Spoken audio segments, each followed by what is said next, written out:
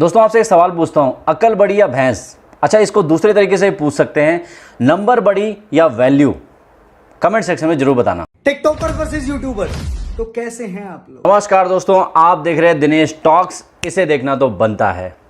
आज मैं देने वाला था न्यूज, लेकिन उससे पहले मेरे दिमाग में एक ज्वाला सी आई और वो ज्वाला थी रोस्ट करने की। इतनी प्रबल इच्छा पैदा हुई मेरी रोस्ट करने की। उसका कारण था एक व्यक्ति, उसका नाम है साहिल चौधरी। तो कैसे हैं आप लोग? This is the Sahil Chaudhary, mister artist. जी हाँ, इन्होंने क्या कहा है वो हम बात करेंगे इस वीडियो में। और हम गाली का यूज बिल्कुल नहीं करते, क्योंकि हम गाली नहीं लॉजिक फेंक कर मारते हैं और वो सही जगह लग जाता है। पहले हम पूरा वीडियो देखते हैं उनका, उन्होंने क्या प्रवचन दिए हैं। उसके बाद पॉइंट बाय पॉइंट उनको समझाएंगे, सिखाएंगे कि बेटा ऐसा नहीं कहते और सही चीज क्या है वो हम बताएंगे। टिकटॉकर वर्सेस यूट्यूबर, तो कैसे हैं आप लोग?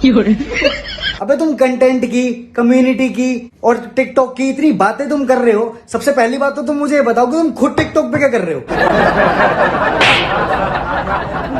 ये समझ नहीं आया मुझे। पहला पॉइंट कि किसी प्लेटफॉर्म की बात अगर इन्होंने की है कि कोई भी बंदा किधर भी अपना कंटेंट अपलोड कर सकता है और प्लेटफॉर्म से किसी को भी दिक्कत नहीं है, क्योंकि प्लेटफॉर्म कंटेंट क्रिएटर बनाते हैं, ना कि प्लेटफॉर्म खुद से कंटेंट बनाता है। ना यूट्यूब खुद अपना कंटेंट बनाता है, ना टिकटॉक अपना कंटेंट बनाता है। कंटेंट कौन बनाता है? क्रिएटर। यहां पर क्रिएटर की बात चल रही है भाई साहब, आप उस चीज को देखो।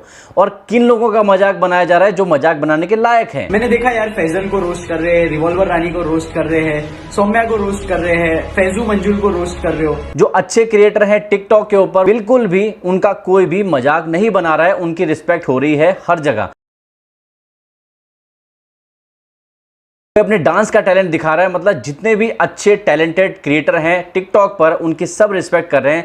लेकिन तुम जैसे लल्ली छल्ली लोगों का ही मजाक बन रहा है। उसका कारण तुमको भी पता है। ये फ्रंट कैमरा में इतना घुस चुके हैं, ये आईना देखना भूल गए हैं। इस बेटी को जब कोई ऑनलाइन देखता और फिर असली में देखता ना, तो उसमें इतना फर्क है।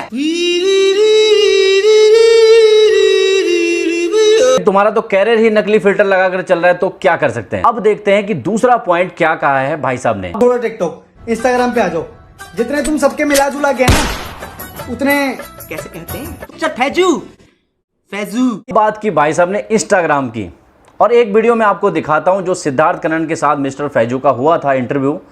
उसमें एक जिक्र आया कि मिस्टर फैजू का जो नाम है, वो फोटो जो है एक पेपर के फ्रंट पेज में आई थी और वहां पर ये बताया गया था कि विराट कोहली और सलमान खान से ज़्यादा इंगेजमेंट इंस्टाग्राम पर मिस्टर फैजू का है, जो काफ़ी अच्छी बात है, काफ़ी प्राउड की बात है उनके लिए। आर्टिकल तो बहुत आया है अल्हम्दुलिल्लाह, मगर एक आर्टिकल जो एक पर्सनल आर्टिकल जो फ्रंट पेज पे एक बड़ा सा मतलब फ्लॉप के साथ में आया है कि फैजू सलमान खान बैंड्रा बॉय बीट्स बैंड्रा भाई, मतलब बैंड्रा छोकरा बीट्स बैंड्रा भाई, तो ये उसकी हेडलाइन थी। उसके बाद में मेरे नीचे एंगेजमेंट है बाकी सेलिब्रिटीज लोग के साथ में, बाकी मेरी पूरी स्टोरी थी, फिर अंदर न्यूज़पेपर में मेरी पूरी स्टोरी। तो मतलब ये मेरे लिए बहुत बड़ा अचीवमेंट है कि मतलब इतनी बड़ी बात है मेरे लिए कि यार मैं ये मुकाम तक का पहुंच गया अल्हम्दुलिल्लाह। तो मैं हमेशा से यही कहूंगा और यही कहता आ रहा हूँ कि मतलब मेरे फैंस लोग का इतना सपोर्ट है अल्हम्दुलिल्लाह, मेरे को इतना हर जगह लोग प्यार देते हैं। लेकिन एक मिनट में रुक गया। मैंने सोचा कि क्या नंबर गेम अगर देखा जाए तो क्या दीपक कलाल को पूरी इंडिया नहीं जानती होगी? मैं दीपक कलाल आपको एंटरटेन करूंगी फैंस। क्या राकेश सावंत को पूरी इंडिया नहीं जानती होगी? लाइट दो ना यार, प्लीज ऐसा मत करो। और जहां जहां वो पोस्ट कर दे वहां पर क्या एंगेजमेंट नहीं आती होगी? तो अब ये है कि मैंने जाकर देखा उनका कमेंट सेक्शन। अभी रिसेंटली जो उनकी बातें आई है उसके बाद आप देख सकते हैं कि उनको प्यार करने वाले कितने लोग हैं। कमेंट सेक्शन भरा हुआ है उनका प्यार भरी बातों से। उनको बहुत सारे प्यार भरे लोग तारीफें कर रहे हैं उनके। आप देख सकते हैं, सामने दिख रहा है आपको कितनी तारीफें हो रही है उनकी। तो thank you so much guys, आप लोग ऐसी प्यार करते रहो, सपोर्ट करते रहो, इंशाल्लाह मैं आप लोगों को और अच्छी अच्छी चीजें दिखाऊंगा। तो thank you so much guys, आप लोग ऐसी प्यार करते रहो, सपोर्ट करते रहो, इंशाल्लाह मैं आप लोगों को और अच्छी अच्छी चीजें दिखाऊंगा। तो thank you so much guys, आप लोग ऐसी प्यार करते रहो, सपोर्ट करते रहो, इंशाल्लाह मैं आप लोगों को और अच्छी अच्छी चीजें दिखाऊंगा। तो thank you so much guys, आप लोग ऐसी प्यार करते रहो, सपोर्ट करते रहो, इंशाल्लाह मैं आप लोगों को और अच्छी अच्छी चीजें दिखाऊंगा। क्योंकि मैं देखो आपको पता ही है, गाली हम नहीं देते, हम तो लॉजिक फेंक कर मारते हैं। अच्छा, एक और एग्जांपल देता हूं उस मामले में कि रोड पर आपने देखा होगा अल्टो और बहुत सारी गाड़ियां होती हैं जो ज़्यादा संख्या में दिखती हैं, लेकिन जब वहाँ से रॉयल्स रॉयस गाड़ी जब निकलती है वो एक निकलती है रोड के ऊपर। फिर सच्चाई ये है कि ये लोग नकली दुनिया में रहते हैं। इनको नंबर गेम में बहुत मजा आता है और इनको लगता है कि मिलियन लिखा हुआ है, 2 मिलियन, 3 मिलियन, 4 मिलियन, लाइक्स में देखते हैं 2 मिलियन, 3 मिलियन, तो वहां पर देख करके ये लोग पागल हो जाते हैं। इनको लगता है कि ये हमारा सोशल मीडिया इन्फ्लुएंसिंग है, लेकिन उनको ये नहीं पता कि तुम्हारे बोलने से घंटा फर्क नहीं पड़ता किसी को, तुम्हारे बोलने से कच्चा कोई खरीदता नहीं है। कहने का मतलब ये है कि तुम्हारी बातों का वजन नहीं है। राखी सावंत को पूरा इंडिया जानता है, लेकिन क्या कोई उसकी इज्जत करता है? दीपक कलाल को सब जानते हैं, क्या कोई उसकी इज्जत करता है? अब बात करता हूँ AR रहमान साहब की। अगर AR रहमान साहब अपने चैनल पर या एक YouTube चैनल खोलें और उस पर सब्सक्राइबर ना आए, या फिर उन्होंने कोई नया गाना डाला उस पर व्यूज़ ना आए, तो इसका क्या मतलब है? इसका मतलब ये है कि AR रहमान को लोग इज्जत नहीं करते। लेकिन भाई साहब, एक AR रहमान पूरी म्यूजिक इंडस्ट्री पर भारी है। समझ रहे हो इस चीज़ को? तो वैल्यू की बात है, नंबर्स की नहीं है। नंबर्स की बात गधे कर सकते हैं, घोड़े नहीं। छोड़ो यार, इंस्टाग्राम भी छोड़ो, अब आ जाते हैं हम यूट्यूब पे। यहाँ के तो राजा हैं यार, ये क्या बात है। जितने तुम्हारे वीडियो पे व्यूज आ रहे हैं ना, उससे कहीं ज्यादा, 3 गुना ज्यादा तो इनके गानों पर आ जाते हैं। भाई साहब ने लॉजिक दिया कि YouTube के तो ये राजा हैं, लेकिन अब YouTube पर आते हैं। इन्होंने YouTube पर भी वही मैथमेटिक्स, वही कैलकुलेशन लगाई। लेकिन भाई साहब की जो अकल है ना, उसमें भी अगर थोड़ी सी कैलकुलेशन लगा लेते तो शायद इनको अपने बाल ऐसे खड़े करने की जरूरत नहीं पड़ती। तो बात ऐसी है कि YouTube पर इन लोगों के जो गाने डलते हैं, मिस्टर फैजू जो भी हैं, ये जितने भी बीड़ी के बंडल जितने भी एक साथ जब आते हैं इकट्ठे होकर के, तो जब इनके गाने आते हैं, ये कहते हैं हमारे गानों पर 40 मिलियन, 20 मिलियन, 30 मिलियन, 60 मिलियन ऐसे व्यूज़ आ रहे हैं। आपने कभी जाकर लाइक्स देखा वहाँ पर? क्योंकि लाइक्स क्या होता है ना, जो व्यूज़ आते हैं वो कंपनीज ऐड लगा करके ले लेती हैं।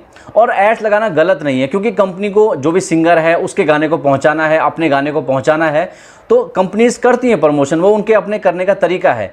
लेकिन भाई साहब, कंपनी भी है, इतना बड़ा सोशल मीडिया इन्फ्लुएंसर भी है, लेकिन 1 मिलियन लाइक होने में इनके पसीने छूट रहे हैं। अब आते हैं हमारे यूट्यूब क्रिएटर्स के, जो अपने चैनल पर कोई भी ऐड नहीं लगाते, किसी को भी नहीं कहते कि हमारा वीडियो आया है, जस्ट अपना वीडियो डाल देते हैं यूट्यूब के ऊपर।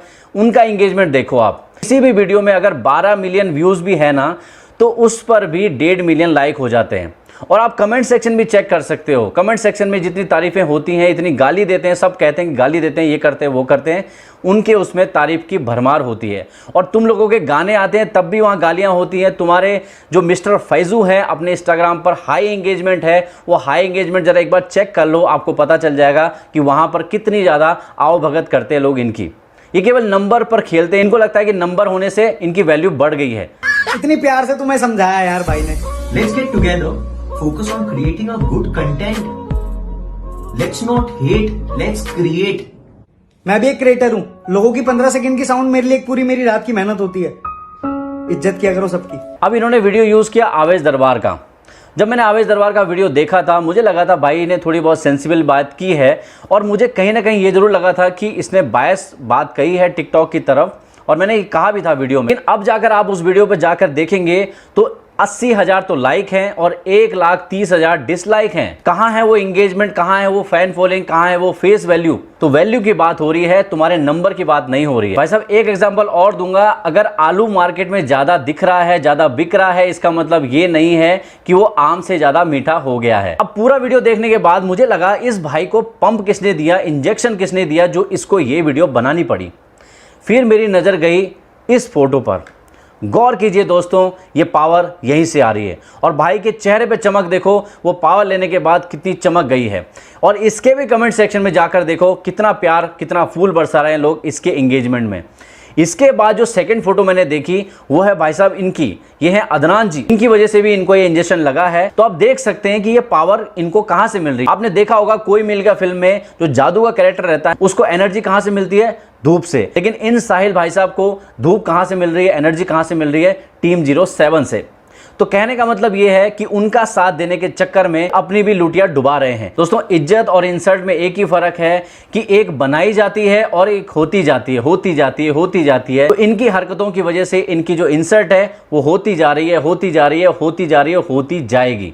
जब तक ये ऐसी हरकतें बंद नहीं करेंगे। इनको शायद वैल्यू का मतलब पता नहीं है। अगर मैं आपको एग्जांपल दूं कि किशोर कुमार के गाने आज भी हम सुनते हैं, हो सकता है कि उनके गानों पर व्यूज कम हो और ढिंचैक पूजा के गानों पर व्यूज ज्यादा हो। इसका मतलब ये नहीं है कि ढिंचैक पूजा ज्यादा वैल्यूबल है, क्योंकि सबसे ज्यादा जहां गालियां पड़ती है वहां एंगेजमेंट अपने आप आ जाता है। तो ऐसी एंगेजमेंट लेकर घंटा किसी को फर्क नहीं पड़ता है। अपनी वैल्यू बनाने के लिए लोग यूट्यूब पर काम करते हैं और अपना फेम बनाने के लिए, चाहे वो किसी भी तरीके से फेम आए, तो टिकटॉक पर जाते हैं ज्यादातर। लेकिन टिकटॉक प्लेटफॉर्म में कोई गलती नहीं है, क्योंकि वहां भी अच्छे क्रिएटर हैं। डिपेंड करता है क्रिएटर पे। यूट्यूब पर भी बहुत सारा क्रिंजी कंटेंट है, बहुत सारे क्रिंजी लोग हैं तो अजीब अजीब तरीके की हरकतें करते हैं। इसका मतलब ये नहीं है कि प्लेटफॉर्म खराब हो गया। ऐसे ही टिकटॉक है, टिकटॉक पर जो क्रिंजी कंटेंट वाले हैं, इसका मतलब ये नहीं है कि वो बाकी जो अच्छा क्रिएटर काम कर रहे हैं टिकटॉक पर, उनकी हम डिसरिस्पेक्ट करें। तो कहने का मतलब ये है, यूट्यूब वर्सेस टिकटॉक नहीं है, ये लॉजिक वर्सेस छपरी पीपल है। तो इसको आप दिमाग में बिठा लीजिए।